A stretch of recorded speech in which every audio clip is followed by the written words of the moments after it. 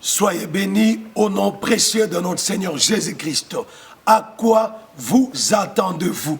À quoi vous attendez-vous? C'est la question que l'Éternel Dieu a placée dans mon cœur pour vous poser et pour partager avec vous le message d'aujourd'hui. Bien-aimés dans le Seigneur, notre Dieu, c'est un Dieu merveilleux, c'est un Dieu glorieux, c'est un Dieu bon.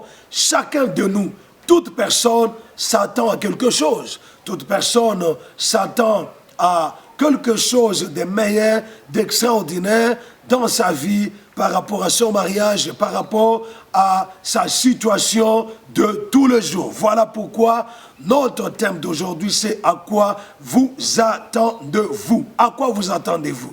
Nous allons directement dans Actes des Apôtres. Actes des Apôtres, chapitre 3, du verset 4 au verset 6. Actes 3, 4 à 6. Pierre, de même que Jean, fixa les yeux sur lui et dit, « Regarde-nous. » Et il le regardait attentivement, s'attendant à recevoir de quelque chose. Alors Pierre lui dit, « Je n'ai ni or ni argent, mais ce que j'ai, je te le donne.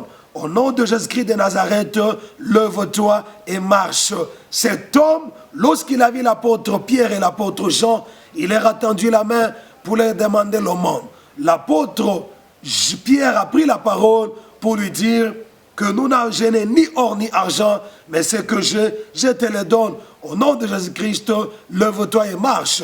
Et la Bible déclare que cet homme les regardait fixement, s'attendant à recevoir d'eux quelque chose. C'était normal que cet homme puisse s'attendre à recevoir des apôtres quelque chose, parce que les apôtres étaient aussi porteurs de quelque chose qu'ils pouvaient donner à cet homme et qui pouvait changer sa vie. C'est pourquoi l'apôtre Pierre a dit, « Je n'ai ni or ni argent, mais ce que j'ai, je te le donne. Au nom de Jésus-Christ de Nazareth, lève-toi et marche. » Et cet homme s'éleva et marcha. Bien-aimés dans le Seigneur, à quoi vous attendez-vous? À quoi vous attendez-vous? Chaque personne, tout être humain s'attend à quelque chose. Mais Dieu vous pose la question de savoir aujourd'hui, à quoi vous attendez-vous? Si vous me direz que vous ne vous attendez à rien, mais j'aimerais vous dire que vos ennemis s'attendent à votre malheur. Vos ennemis s'attendent à votre mort, vos ennemis s'attendent à votre anéantissement, à votre disparition, vos ennemis s'attendent à votre échec.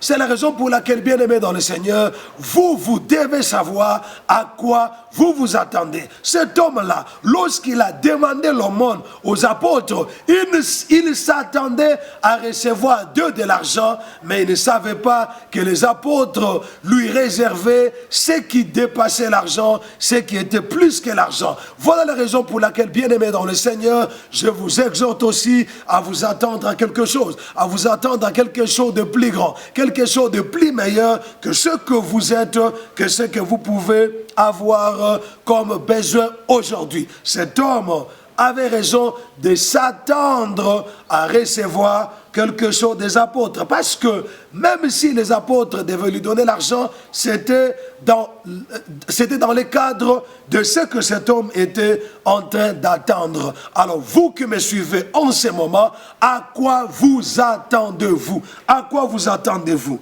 La Bible déclare dans Proverbe chapitre 10, le verset 28, « L'attente de juste n'est que joie. » L'attente de juste n'est que joie. Ça veut dire, bien-aimé, que tu dois t'attendre à quelque chose, parce que tes ennemis attendent ta mort, attendent ton malheur, attendent ta disparition, mais toi, tu dois t'attendre à de grandes choses. Tu dois t'attendre à la joie. Tu dois t'attendre au bonheur, parce que la Bible déclare que l'attente des justes n'est que joie. L'attente des justes n'est que joie.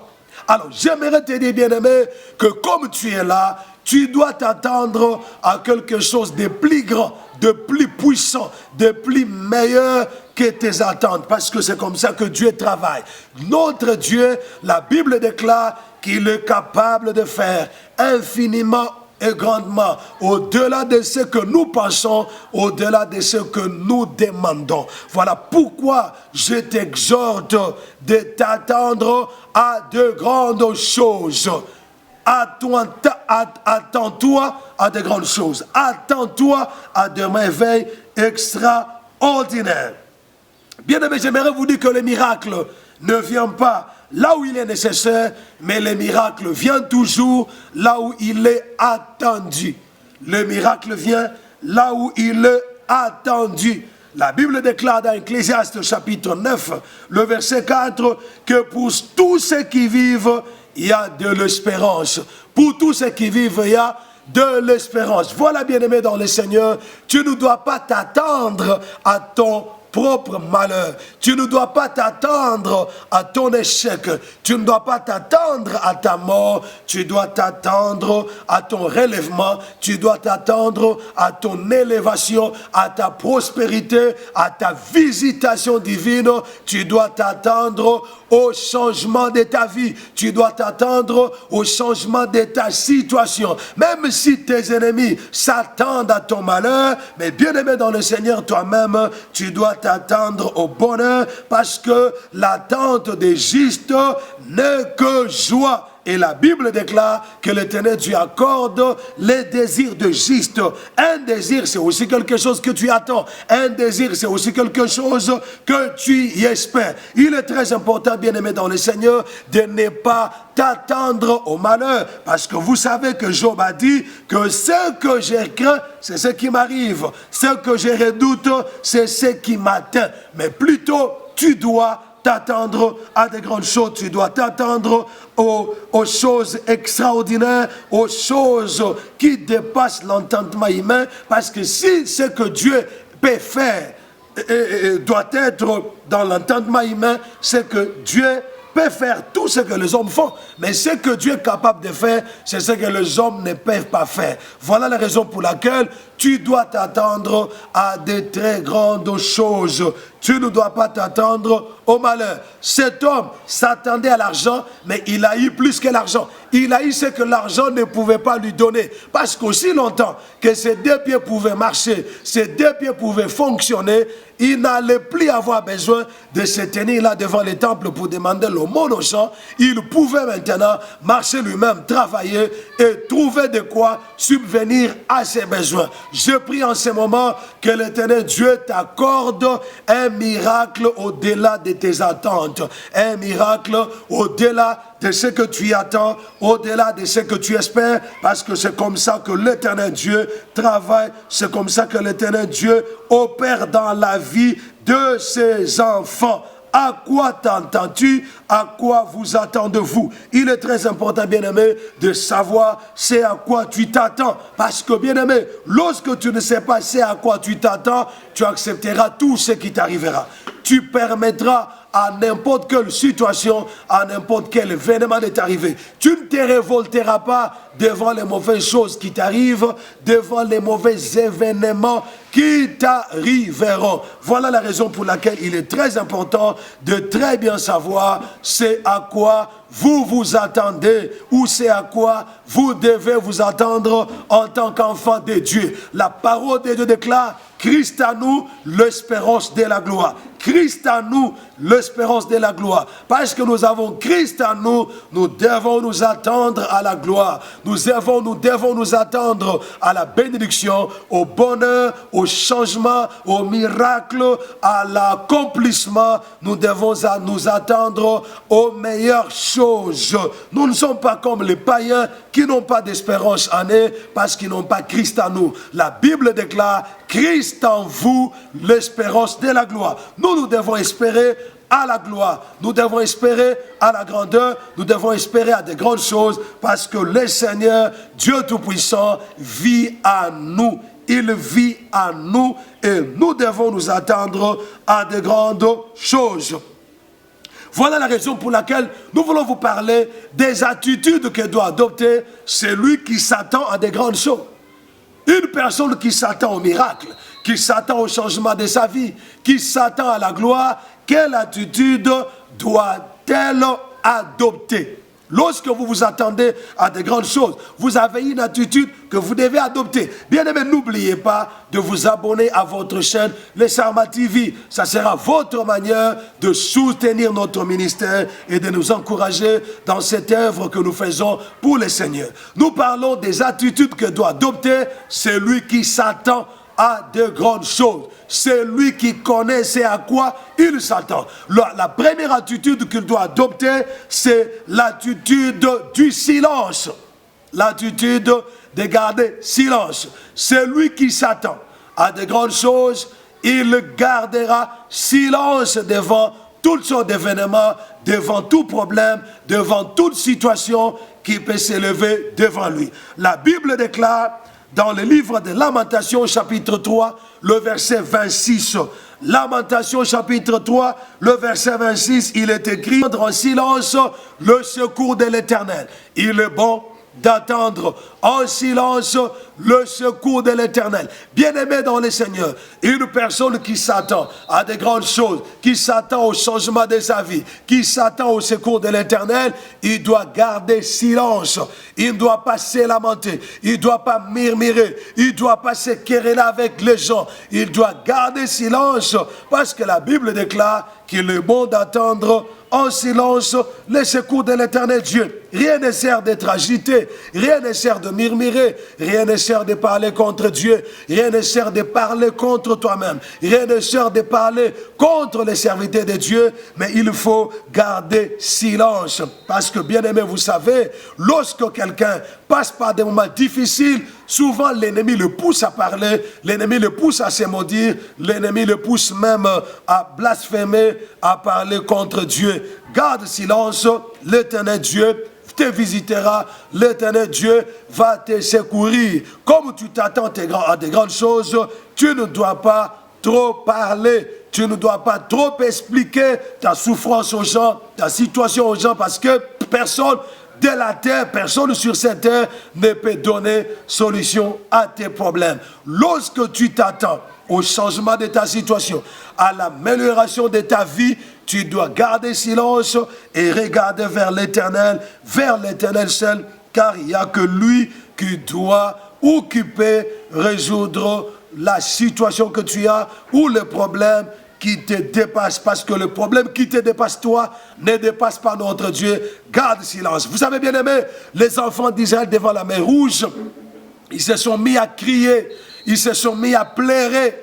L'Éternel Dieu a posé la question à Moïse, qu'est-ce qui se passe? Moïse a dit, Israël est devant la mer Rouge, et derrière Israël, il y a Pharaon, il y a l'armée de Pharaon qui est en train de le poursuivre. Alors Dieu dira à Moïse de demander au peuple de garder silence. Bien-aimé, dans la vie, il faut apprendre à garder silence. Lorsque tu t'attends à de grandes choses, on garde silence. Joseph dans la prison, il avait gardé silence. Garde silence au lieu de beaucoup parler, parce que tu risques de pécher. Vous savez, bien aimé, dans le Seigneur, qu'est-ce que le diable voulait? Le diable voulait tout simplement arracher de la bouche de Job une parole qui maudissait Dieu, une parole qui accusait Dieu, une parole qui blasphémait. C'est pourquoi le diable est même parti entrer dans la bouche de la femme de Job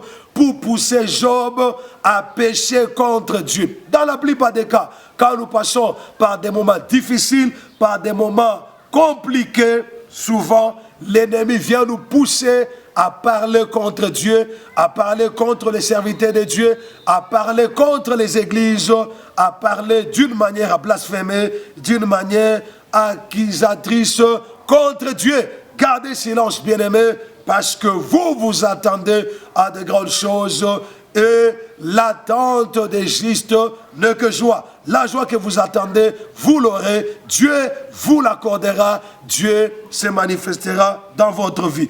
Deuxième attitude que doit adopter celui qui s'attend à de grandes choses, c'est l'attitude de la prière. L'attitude de la prière. Celui qui s'attend à de grandes choses ne doit jamais arrêter de prier. Ne doit jamais se lasser de prier.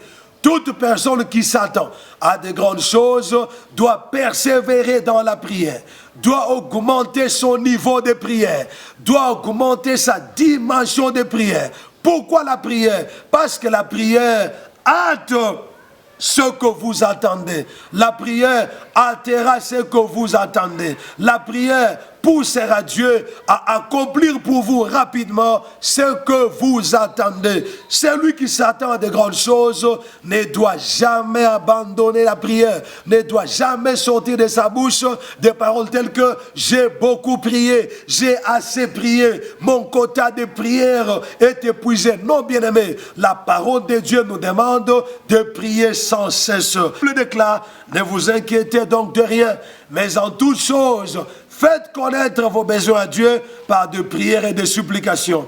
Et la paix de Dieu, qui dépasse toute intelligence, gardera vos cœurs et vos pensées en Jésus-Christ. Au lieu de vous lamenter, au lieu de vous plaindre auprès des hommes, priez. Priez. Aucun homme à qui tu exposeras ton problème te donnera la solution. Aucun homme à qui tu parleras de tes souffrances te donnera la solution. L'homme se limitera seulement au niveau d'avoir pitié de toi, au niveau peut-être de faire couler les larmes, mais l'homme ne te donnera pas la solution. Au lieu de t'inquiéter, au lieu de te plaindre, va en prière. Celui qui s'attend à de grandes choses, celui qui s'attend à la gloire, il doit passer tout son temps dans la prière au lieu de passer tout son temps à se lamenter, à s'inquiéter. Lorsque tu t'attends à de grandes choses, mon frère, ma soeur, sois un homme de prière, sois une femme de prière. La prière hâtera ce à quoi tu t'attends.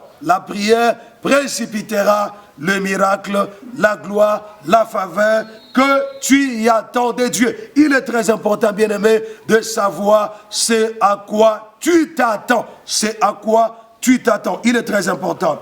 Alors, bien-aimé, troisième attitude que doit adopter, c'est lui qui s'attend à des grandes choses. C'est lui qui s'attend à quelque chose de puissant, quelque chose de merveilleux. C'est l'attitude de la sanctification. L'attitude de la sanctification. Bien-aimé, celui qui s'attend à de grandes choses doit se sanctifier. Il n'y a pas de miracle dans le péché. Il n'y a pas de miracle dans l'impureté.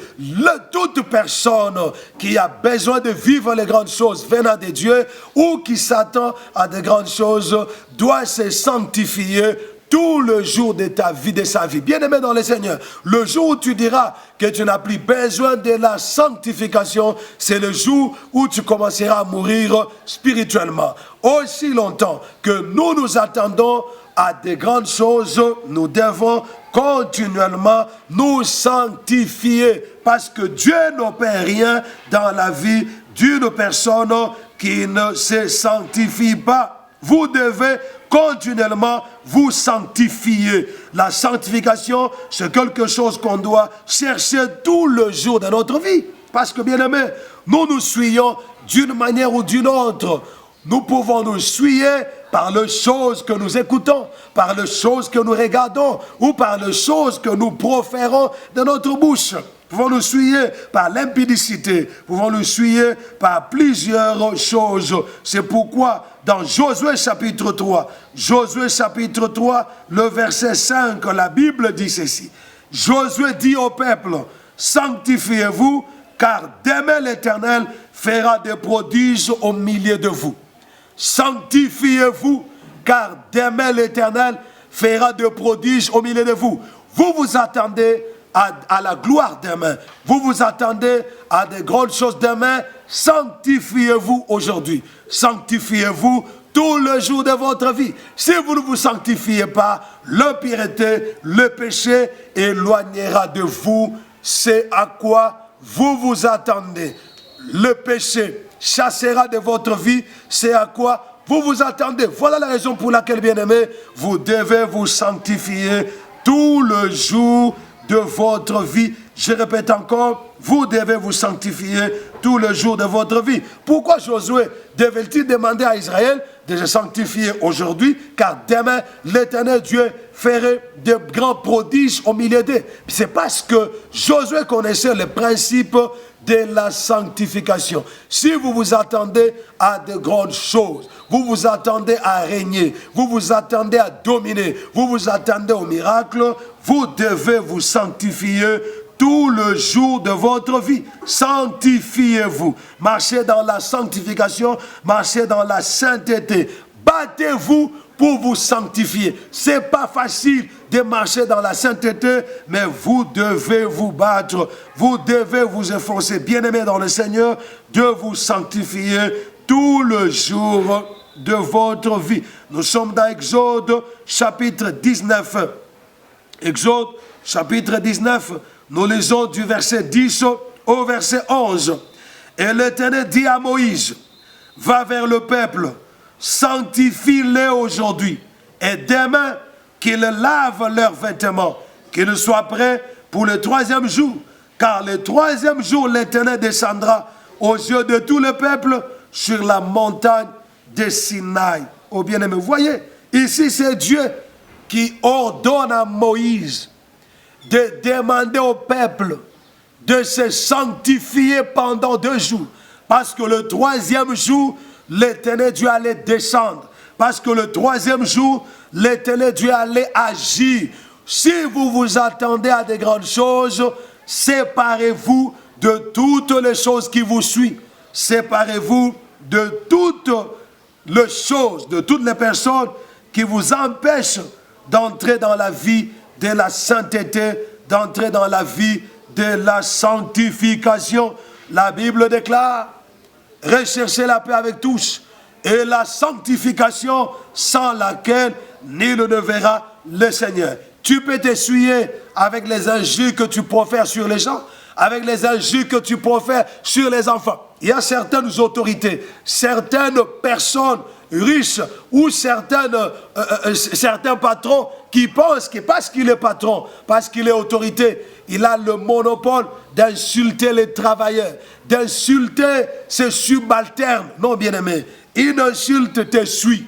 Une injure te suit de la même manière que lorsque tu commets l'impudicité. Ça veut dire que celui qui a insulté et celui qui a commis l'impudicité, ils se sont essuyés de la même manière. Il y a certains parents qui pensent qu'ils ont le monopole d'insulter les enfants. La maman insulte l'enfant, il dit « regarde la tête comme son père ». Le papa aussi insulte l'enfant, il dit « regarde la tête comme son oncle ». Non, bien-aimé, ce n'est pas parce que vous êtes parent que vous avez le monopole, que vous avez la permission, la licence d'insulter.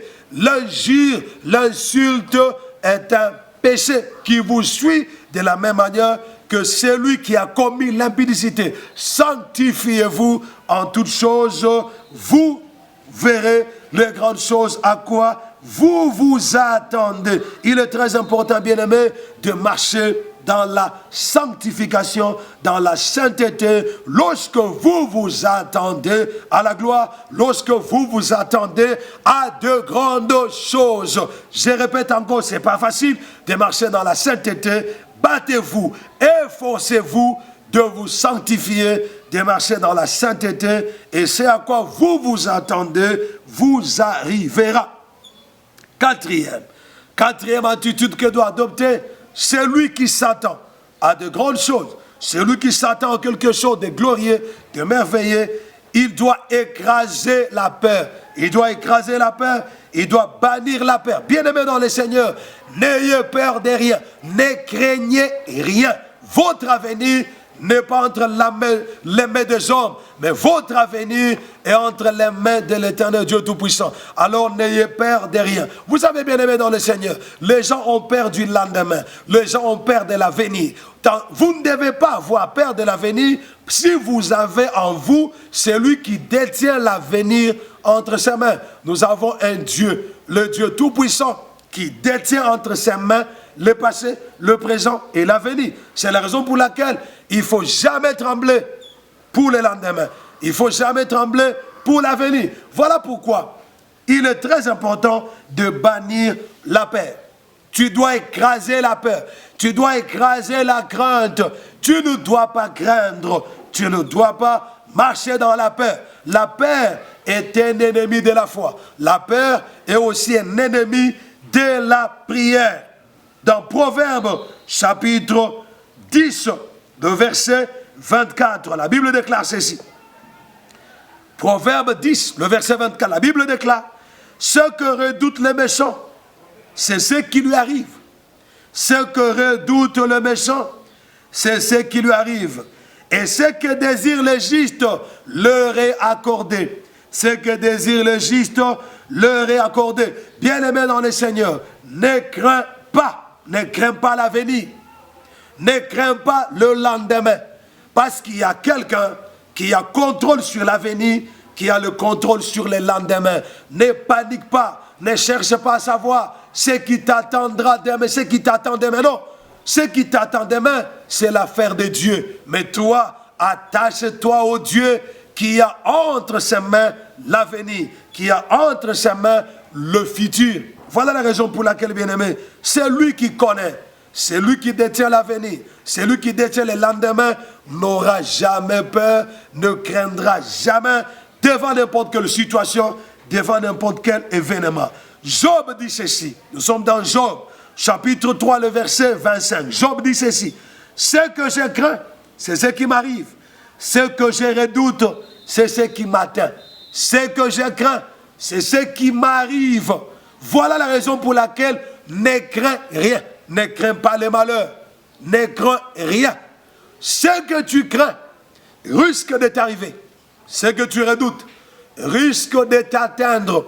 C'est la raison pour laquelle, bien-aimé, tu dois bannir de ton cœur toutes sortes de craintes, toutes sortes de peurs. N'aie pas peur, parce que tu es entre les mains du Dieu Tout-Puissant. Parce que le Dieu Tout-Puissant veille sur toi. Parce que le Dieu Tout-Puissant, il contrôle ta vie, il te protège et lui-même marche devant toi. Même si tout le monde, tout autour de toi a peur de l'avenir, a peur du lendemain, toi, n'aie peur de rien, parce que l'Éternel Dieu est avec toi. Ce que tu crains risquera de t'arriver. Ce que tu redoutes risquera de t'atteindre. Voilà la raison pour laquelle, pourquoi tu as peur de mourir? Pourquoi tu as peur de d'échouer? Pourquoi tu as peur de souffrir?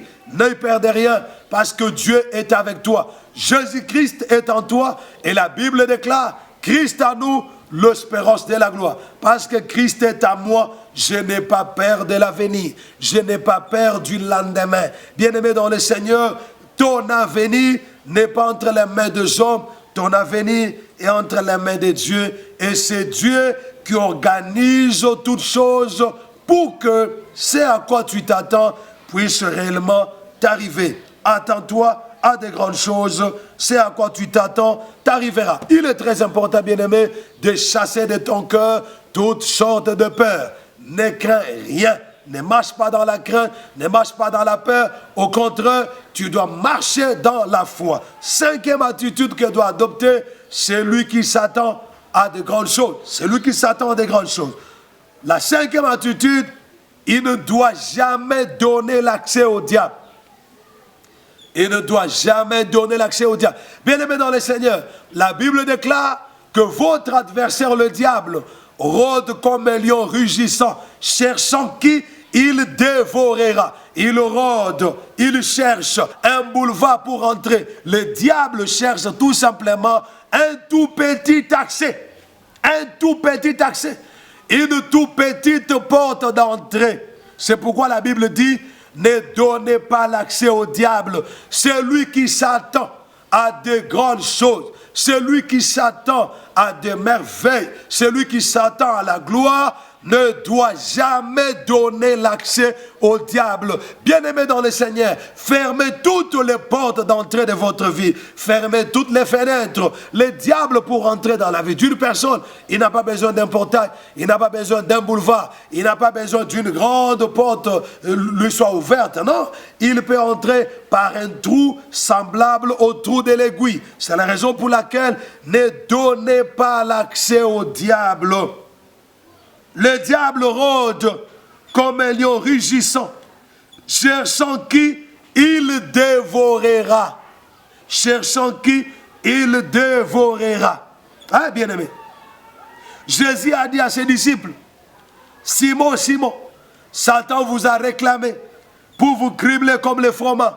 Mais je prie pour toi, afin que ta foi ne défaille point.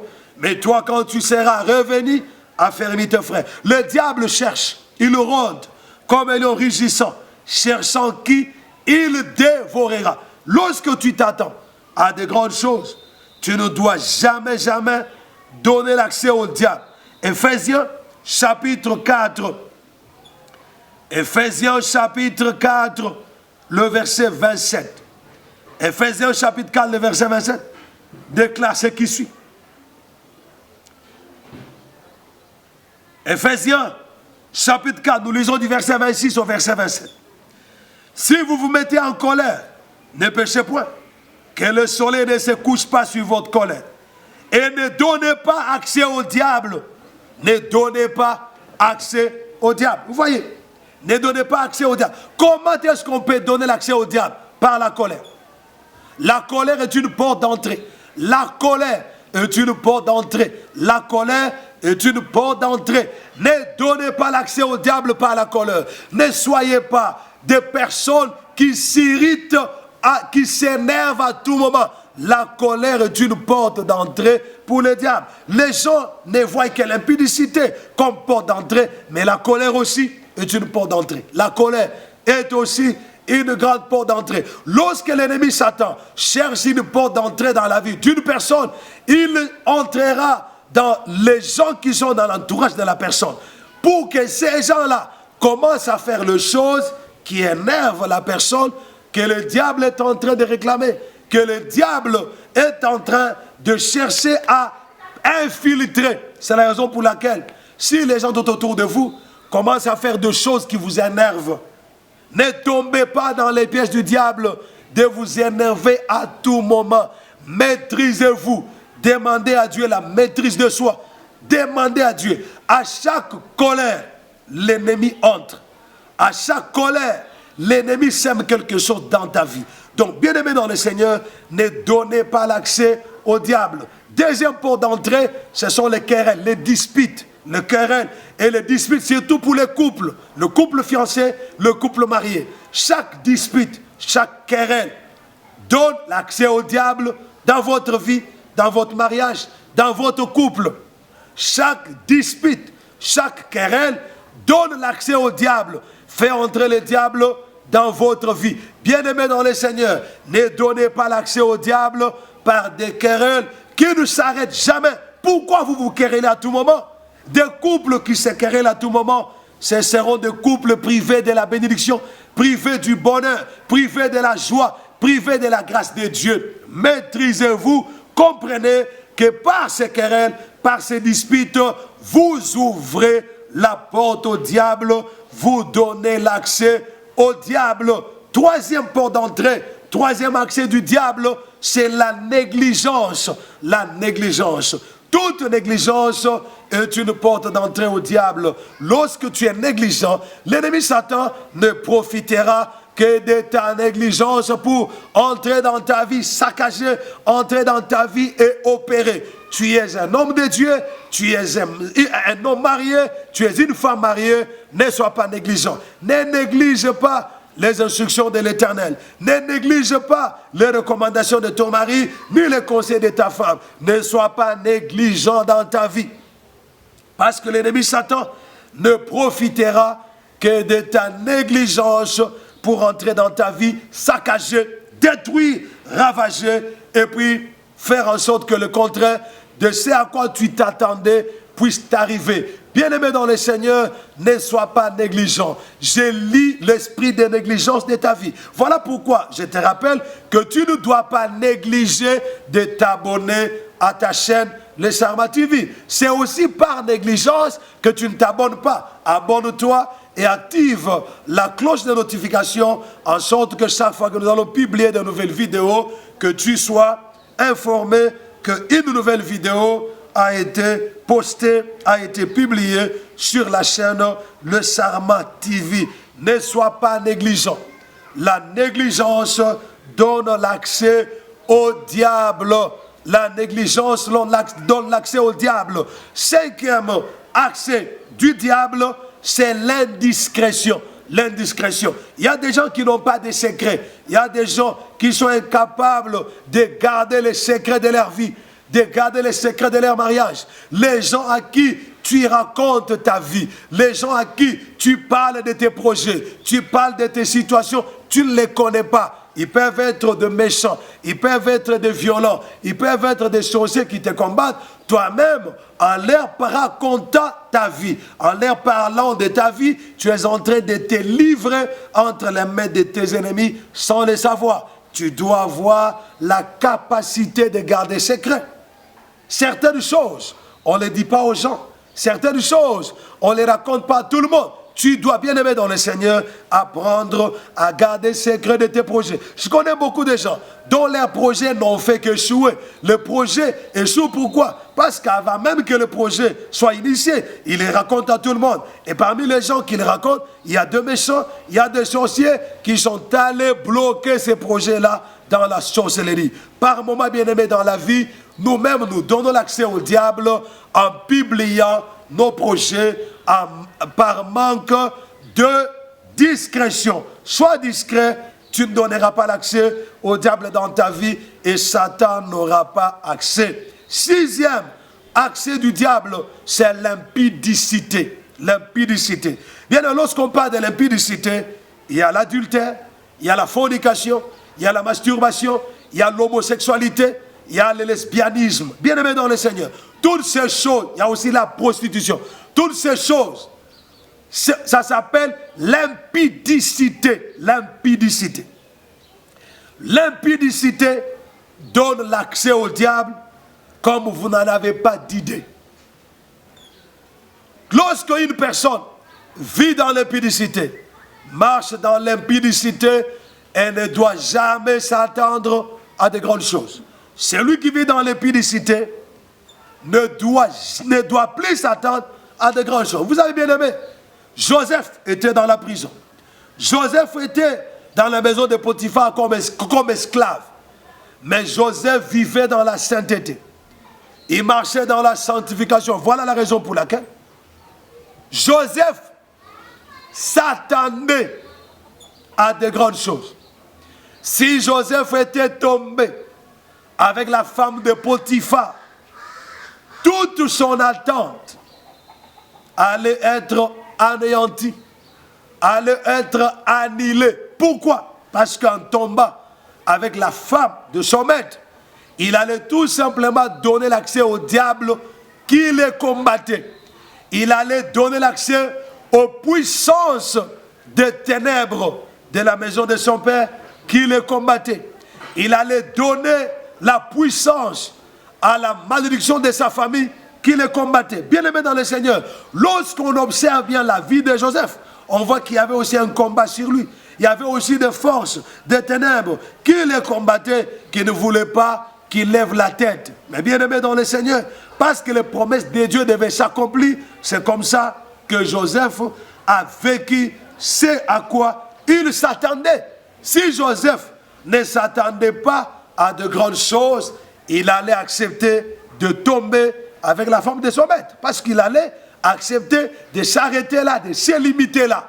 Mais bien aimé dans le Seigneur, si réellement tu t'attends à de grandes choses, tu dois vaincre l'impudicité sous toutes ses formes.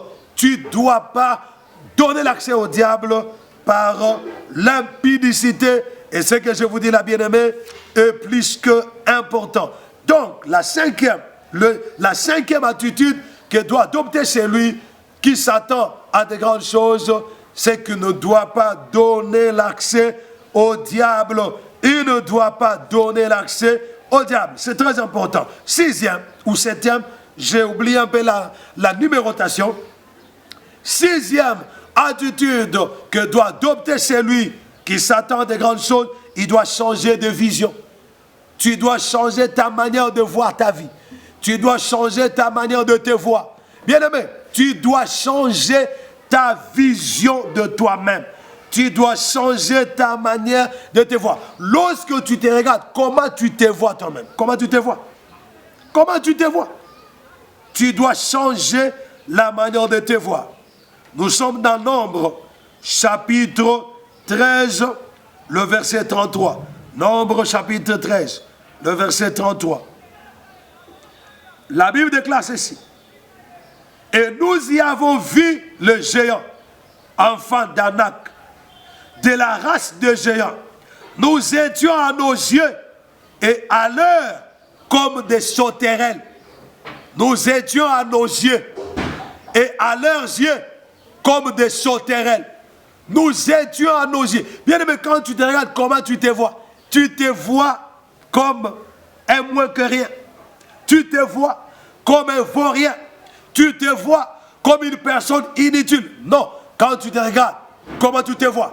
Tu dois voir en toi un grand homme. Tu dois voir en toi une grande femme. Tu ne dois pas, bien aimé dans le Seigneur, avoir dans ta vie le complexe d'infériorité. Non. Quand tu te regardes, regardez, bien aimé, le rapport que les espions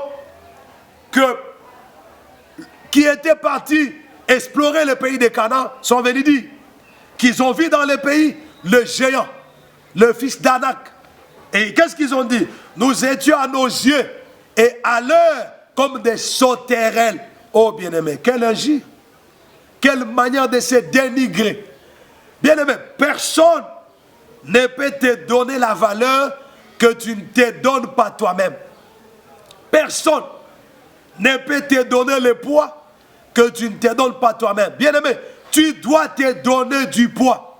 Tu dois te donner de la valeur. Comment tu te vois? Tu dois changer ta façon de te voir. Ah, bien-aimé, c'est comme ça que je vous disais que vous devez changer votre manière de vous voir. Alors, j'aimerais prier pour vous. Bien-aimé, je prie pour toi que l'Éternel Dieu Tout-Puissant te donne, t'accorde ce à quoi tu t'attends. Ô Seigneur Dieu du ciel, Dieu Tout-Puissant, Dieu des miracles, Dieu qui accorde le désir de juste, je te prie d'accorder à mon frère ce à quoi il s'attend. Accorde-lui même au-delà de ce à quoi il s'attend. Dans le nom de Jésus-Christ, nous avons ici prié. Amen. Soyez bénis, soyez comblés de grâce, de faveur et de bénédiction. Dans le nom de Jésus, nous avons ici prié. Amen.